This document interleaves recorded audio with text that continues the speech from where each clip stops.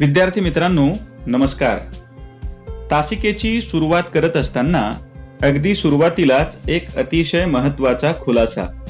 आजची तासिका ही अध्यापनाची तासिका नाही.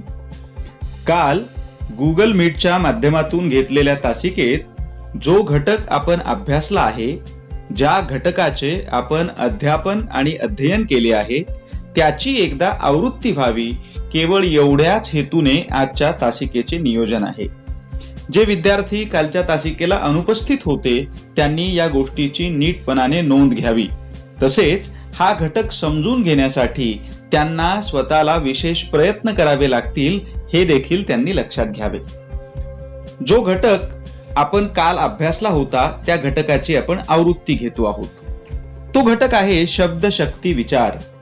शब्दशक्ती विचारामधल्या अभिधा या शब्दशक्तीचा काल आपण विचार केला होता. आजची तासिका आपण त्या शब्दशक्तीच्या काल अभ्यासलेल्या घटकाच्या आवृत्ती इतकी किंवा आवृत्ती भोवती केंद्रित ठेवणार आहोत. मित्रांनो, शब्द हा कोणत्याही भाषेतील लघुत्तम आणि सार्थ घटक असतो.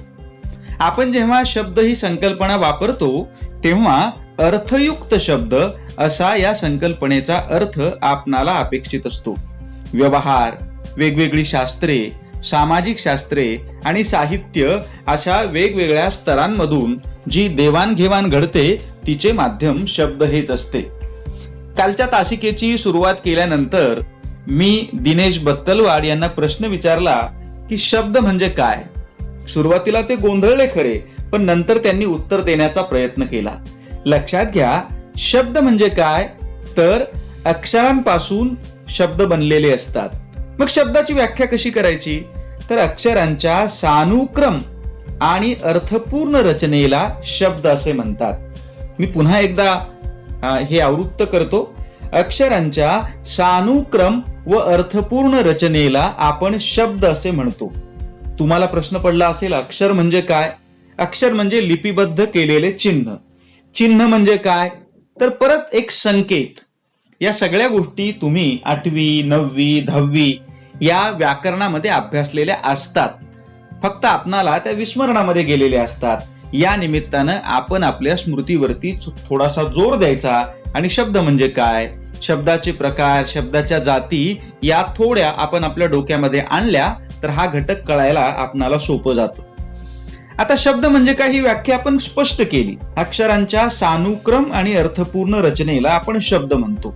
सानुक्रम म्हणजे काय? अनुक्रमाने असलेल्या. अर्थपूर्ण म्हणजे या रचनेचा काहीतरी अर्थ असायला पाहिजे. या तासिकेत मी काल उदाहरण दिलं होतं, दिनेश हे 3 अक्षर एकत्र येऊन हा शब्द बनलाय. पण मी जर हा शब्द श नी दी असा लिहिला तर याला काही अर्थ होईल का? म्हणजे शनिदी किंवा शनेदी या पद्धतीची रचना ही अक्षरांची असली तरी देखील 2 गोष्टी या रचनेमध्ये नाहीत, म्हणून याला शब्द नाही म्हणता येत. कोणत्या 2 गोष्टी नाहीत? एक तर ही सानुक्रम नाही म्हणजे अनुक्रमासहित नाही आणि परिणामी ती अर्थपूर्ण देखील नाही. मराठी भाषेमध्ये दी ने श असा अनुक्रम असेल तरच एखाद्या व्यक्तीचं नाव असा त्याचा अर्थ होतो. परिणामी सानुक्रम आणि अर्थपूर्ण रचना असेल तरच आपण तिला शब्द म्हणतो. हे कालच्या तासिकेत आपण समजून घेतलं होतं. आता शब्दशक्ती ही जी संकल्पना आहे ना ती आपण थोडीशी अधिक स्पष्ट करू. शब्द म्हणजे संकेत किंवा प्रतीक. म्हणजे एखादा संकेत किंवा एखादा प्रतीक याच्यासाठी शब्द ही संकल्पना आपण वापरतो. परंतु जसा व्यवहार बदलतो तसे शब्दाचे स्वरूपही बदलत असते. संस्कृत साहित्यशास्त्रामध्ये यासाठी शब्दाच्या अंगी असणाऱ्या क्षमतांची जाणीव ठेवून शब्दशक्ती अशी संकल्पना वापरली जाते. बघा, भट्टनायक, पुढे मम्मट आणि आनंदवर्धन या मीमांसकांनी शब्दशक्ती या संकल्पनेवर विशेष भर देऊन 3 वेगवेगळ्या शब्दशक्ती सांगितलेल्या आहेत. या 3 शब्दशक्ती कोणत्या आहेत हा प्रश्न मी सविता मोरे यांना विचारला होता आणि त्यांनी खूप चांगलं उत्तर दिलं होतं. कोणत्या आहेत 3 शब्दशक्ती? पहिली शब्दशक्ती अभिधा, दुसरी शब्दशक्ती लक्षणा आणि तिसरी शब्दशक्ती व्यंजना. आपण क्रमाने या 3 शब्दशक्तींचा विचार करायला काल सुरुवात केली होती. पहिली शब्दशक्ती अभिधा. संस्कृत साहित्य परिभाषेत अभिधा ही शब्दाची पहिली शक्ती मानली जाते. आता अभिधा म्हणजे काय हा प्रश्न विचारला खरा मी, पण त्याचं उत्तर काल कोणालाही नीटपणानं देता आलं नाही. बघा मी आता तरी नीटपणानं लक्षात घ्या. शब्द उच्चारताच विशिष्ट आकृतीची वस्तू आपल्या मनचक्षुसमोर उभी राहते. म्हणजे घोडा असं म्हटलं की 4 पायांचा प्राणी हे आपल्या लक्षात येतं. सूर्य म्हटलं की आकाशामध्ये तळपणारा तारा हे आपल्या लक्षात येतं.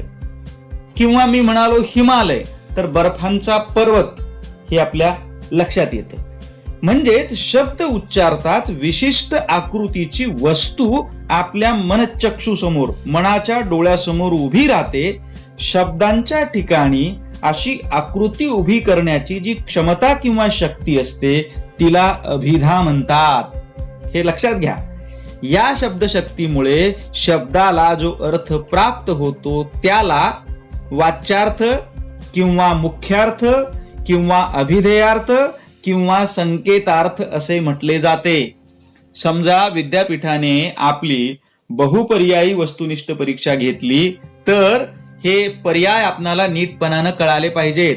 अभिधेपासून निघणाऱ्या अर्थाला रिकामी जागा असे म्हणतात असा प्रश्न विचारला तर हे पर्याय आपणाला नीटपणानं ज्ञात असले पाहिजेत. काय म्हणतात? अभिधा नावाच्या शब्दशक्तीमुळे शब्दाला जो अर्थ प्राप्त होतो त्याला वाच्यार्थ, मुख्यार्थ, अभिधेयार्थ किंवा संकेतार्थ असे म्हटले जाते. इथे शब्दाला वाचक शब्द असे म्हणतात तर शब्दाने दाखवलेल्या वस्तूला वाच्य असे संबोधतात आणि अभिधेमधून निश्चित होणाऱ्या या संबंधाला वाच्य वाचक संबंध असे म्हणतात. शास्त्रे किंवा सामाजिक शास्त्रे यांच्यातील व्यवहार अभिधेमधून घडणाऱ्या वाच्य वाचक संबंधावर आधारलेला असतो. मी काल सोपं सांगितलं होतं की एखादा शब्द वाचल्याबरोबर त्याचा जो अर्थ आपणाला कळतो किंवा एखादा शब्द ऐकल्याबरोबर त्याचा जो प्राथमिक अर्थ आपणाला कळतो तो म्हणजे मुख्य अर्थ. एवढी एक साधी त्याची उकल तुम्ही लक्षात घ्या, फार कॉम्प्लिकेशन्स मध्ये न जाता. आता ही जी अभिधा नावाची शब्दशक्ती आहे या शब्दशक्तीचे 3 पोटप्रकार पडतात. पहिला पोटप्रकार आहे योग, दुसरा रूढी आणि तिसरा योगरूढ. पहिला पोटप्रकार आहे योग. आता मी काल प्रश्न विचारला होता की योग म्हणजे काय. आता योग म्हटल्यानंतर 21 जूनला आपण जो योग दिन साजरा करतो तो योग नव्हे.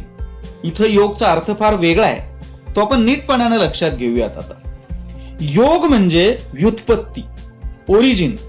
म्हणजे व्युत्पत्तीद्वारे जेव्हा शब्दाचा अर्थ निश्चित होतो तेव्हा योग हा पोटप्रकार संभवतो. अशा शब्दांना यौगिक शब्द असे म्हटले जाते. हे आपण नीटपणाने पुन्हा पुन्हा समजून घेतलं पाहिजे. आता या पोटप्रकाराचे महत्वाचे वैशिष्ट्य म्हणजे इथे शब्द वेगवेगळे घटक अवयव एकत्र येऊन बनलेले असतात. तसेच हे घटक अवयव विग्रह करून प्रकृती आणि प्रत्यय अशा रूपात वेगवेगळे देखील करता येतात. म्हणजे यौगिक शब्द त्या शब्दांना म्हणायचं जे प्रकृती आणि प्रत्यय या माध्यमातून बनलेले असतात. त्याची सोपी उकल आपल्याला अशी पण करता येते की ज्यांचा विग्रह करता येतो. पण नुसता विग्रह करता येतो त्यांना यौगिक शब्द म्हणता येणार नाही. विग्रह करता येतो आणि ज्या पदांचा आपण विग्रह केलेला आहे त्या पदांमध्येच या शब्दाचा अर्थ सामावलेला असतो. तो अर्थ कळण्यासाठी अन्यत्र कुठे जायची गरज पडत नाही. ती जी वेगळी केलेली पदं असतात त्या पदांमध्येच त्याचा अर्थ सामावलेला असतो. उदाहरण घेऊयात आपण. भारतीय असा शब्द आहे. आता हा शब्द यौगिक शब्द आहे. आता हा शब्द यौगिक शब्द आहे म्हणजे याचा विग्रह करता येणार. काय होईल विग्रह? भारत अधिक ईय बरोबर भारतीय. भारत अधिक ईय म्हणजे काय? भारत नावाच्या देशात राहणारा तो भारतीय. महाराष्ट्रीय, महाराष्ट्र नावाच्या प्रदेशात राहणारा तो महाराष्ट्रीय. पुढचा शब्द आपण घेऊया दर्शनीय, म्हणजे दर्शन घेण्याजोगा किंवा जो आपणाला देखणा असा आहे दर्शनासाठी आता असा दर्शन अधिक ईय. आणखीन एक शब्द आपण घेऊयात लेखक, लेख अधिक अक, म्हणजे लेखनाची दृष्टी ज्याच्याकडे आहे, अक म्हणजे दृष्टी डोळा, लेखनाची दृष्टी ज्याच्याकडे आहे त्याला आपण लेखक म्हणतो. विद्यार्थी मित्रांनो, यातून लक्षात घेण्यासारख्या गोष्टी दोन आहेत. क्रमांक 1, यांचा विग्रह करता येतो, म्हणजे प्रकृती अधिक प्रत्यय असा विग्रह करता येतो. तर क्रमांक 2, हे जे शब्द आहेत या शब्दांचा विग्रहानंतरचा जो अर्थ आहे तो अर्थ आपणाला त्या पदांमध्येच सामावल्याचा दिसतो. म्हणून आपण हे लक्षात घेतलं पाहिजे की यौगिक शब्द म्हणजे ज्यांचा विग्रह करता येतो, जे प्रकृती आणि प्रत्ययापासून बनलेले असतात आणि त्याचा जो अर्थ आहे त्या शब्दाचा तो त्या पदांमध्ये सामावलेला असतो. हे तुम्ही नीट लक्षात घ्या. काल याबद्दलचे खूप प्रश्न आपण विचारले होते, अनेकांनी याची खूप छान उत्तरं दिली होती. दुसरा पोटप्रकार जो आहे तो आहे रूढी. रूढी म्हणजे रूढ झालेली गोष्ट. आता ती का रूढ झाली, तिच्या पाठीमागं काय तर्क आहे, त्याची निर्मिती कशी झाली हे आपल्याला काही नीटपणानं कळत नाही. काल मी एका पायवाटेचं उदाहरण दिलं होतं. मी असं म्हणालो होतो की एक शेत आहे आणि कुठल्या तरी 1-2 माणसांना असं वाटलं की दुरून असं जाण्यापेक्षा मुख्य रस्त्याने आपण या शेताच्या मधून जाऊया. ती 2 माणसं जातात, पहिल्या दिवशी जातात, दुसऱ्या दिवशी परत काही माणसं जातात, तिसऱ्या दिवशी परत काही माणसं जातात आणि बघता बघता अनेक माणसं जाऊन ज्या शेतामध्ये अगोदर वाटच नव्हती तिथं पायवाट रूढ होते. आता कुणाला जर विचारलं आपण आता की ही जी रूढ झालेली पायवाट आहे ती कधी रूढ झाली बाबा, कोणत्या तारखेला रूढ झाली, कोणत्या इसवी सनात रूढ झाली, याचं उत्तर नाही देता येणार. एखादा महामार्ग कधी बांधला गेला हे आपल्याला सांगता येईल आता, पण पायवाट कधी रूढ झाली हे सांगता येणार नाही.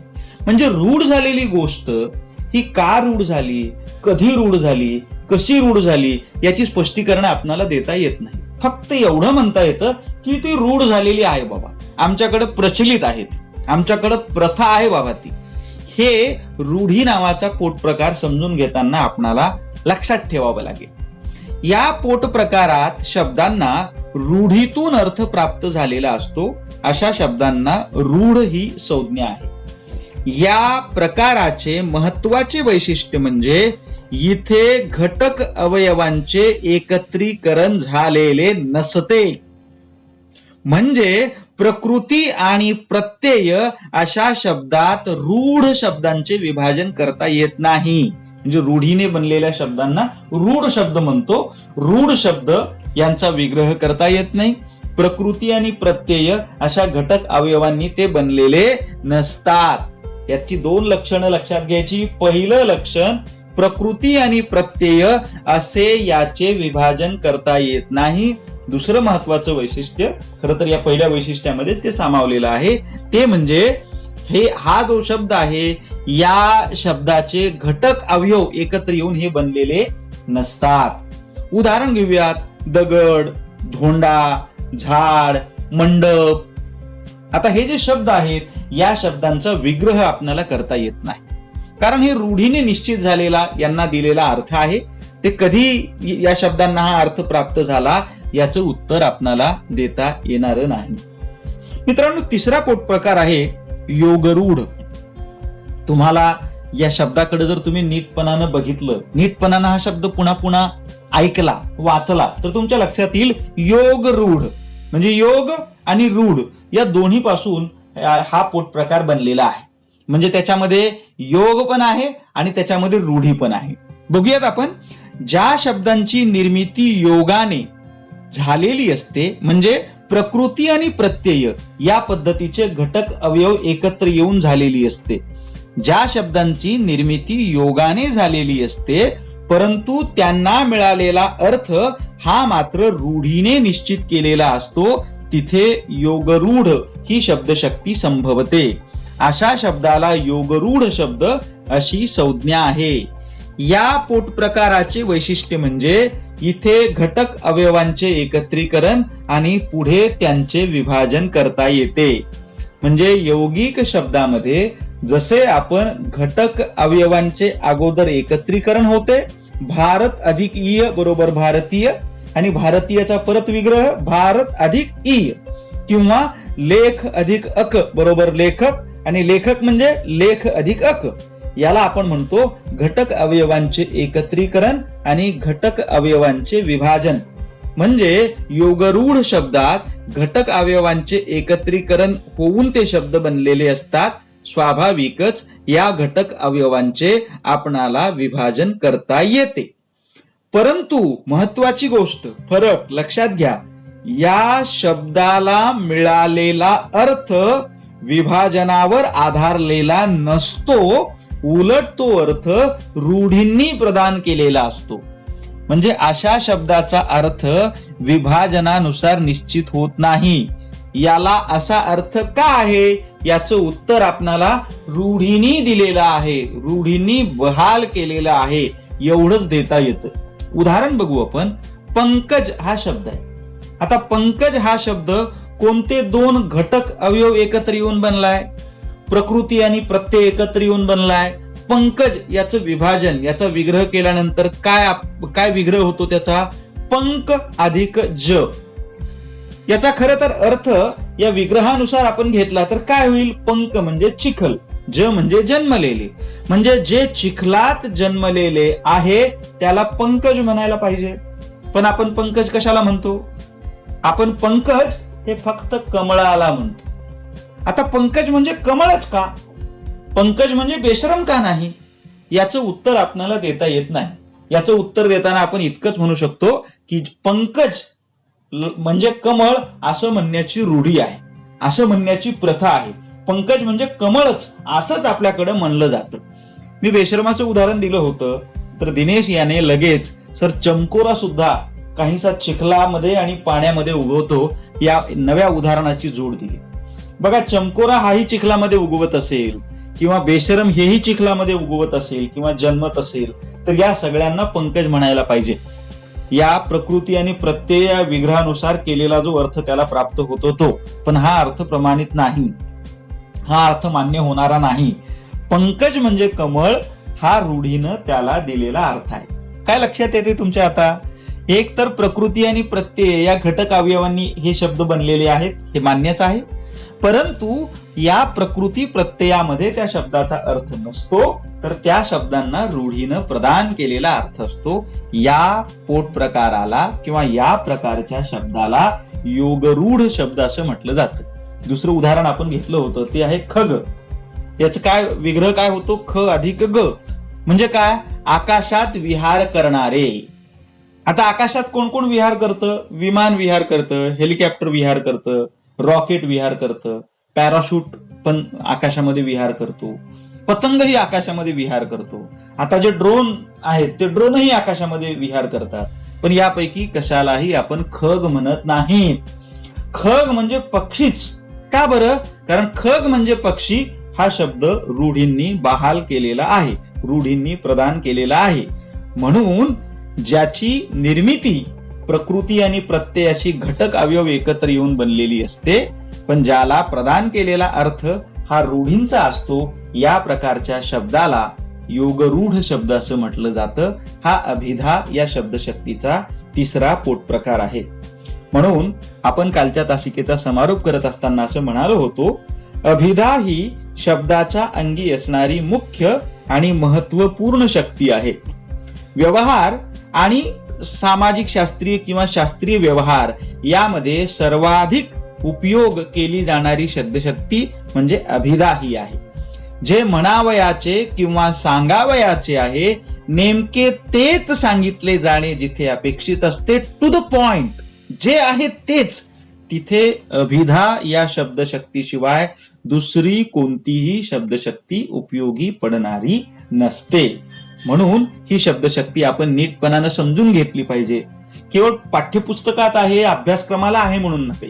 आपण व्यवहारामध्ये या शब्दशक्तीचा उपयोग कुठल्या पद्धतीनं करतो हेही तुम्ही जेव्हा वेगवेगळे व्यवहार करत असता आपल्या दैनंदिन जीवनामध्ये, तेव्हा समजून घेण्याचा प्रयत्न केला पाहिजे. मित्रांनो, कालच्या तासिकेला तुलनेने खूप कमी विद्यार्थी उपस्थित होते. माझा आग्रह असेल की तुम्ही आता तृतीय वर्षाचे विद्यार्थी झालेले आहात, तुम्हाला तासिकेला उपस्थित राहा असं सांगण्याची गरज पडू नये. अधिकाधिक विद्यार्थ्यांनी तासिकेला उपस्थित राहावं आणि आपण याच पद्धतीनं तासिकेमध्ये जो घटक झालेला आहे त्याची पुन्हा एकदा तुम्हाला आवृत्ती घेता यावी, किंवा दुर्दैवाने ज्यांना तासिकेला वेगवेगळ्या अडचणींमुळे उपस्थित राहता आलं नाही त्यांनाही हा घटक निदान कळावा तरी, यासाठी याच पद्धतीने आपण प्रयत्न करणार आहोत. तुम्हा सगळ्यांच्या सहकार्याबद्दल पुन्हा एकदा आभार. धन्यवाद.